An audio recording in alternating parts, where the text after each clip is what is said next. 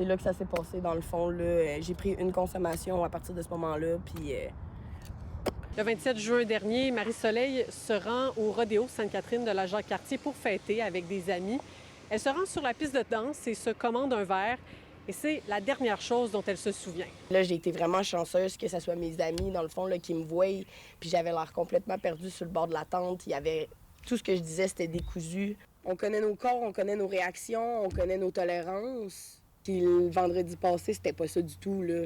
Il y avait rien qui se tenait sur mon corps. J'étais molle, puis mes amis, ils se sont mis à deux pour me monter chez nous. Et elle n'est pas la seule. La Sûreté du Québec confirme avoir reçu 2 plaintes à ce sujet.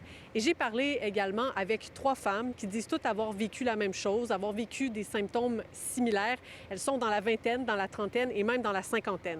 On rappelle d'ailleurs à toute personne qui a eu des symptômes, soit des étourdissements, des pertes d'équilibre, des vomissements, nausées, de ne pas hésiter de rapporter là, au service de police. Comme je vous mentionnais, à l'heure actuelle, il n'y a que 2 plaintes officielles au niveau de la Sûreté.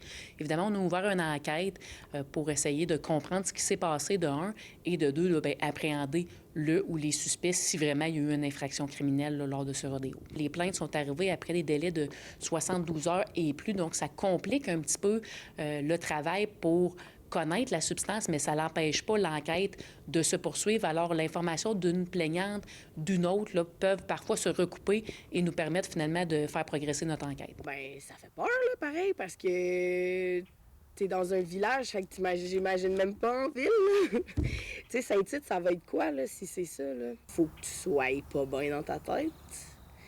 C'est pas normal là, que les jeunes se fassent droguer comme ça là, à leur insu. De leur côté, les organisateurs du rodéo se disent très surpris de la tournure des événements. On fait des fouilles. On a saisi des flasques de phare, on a des canettes de bière, c'était peurant le paquet qu'on a.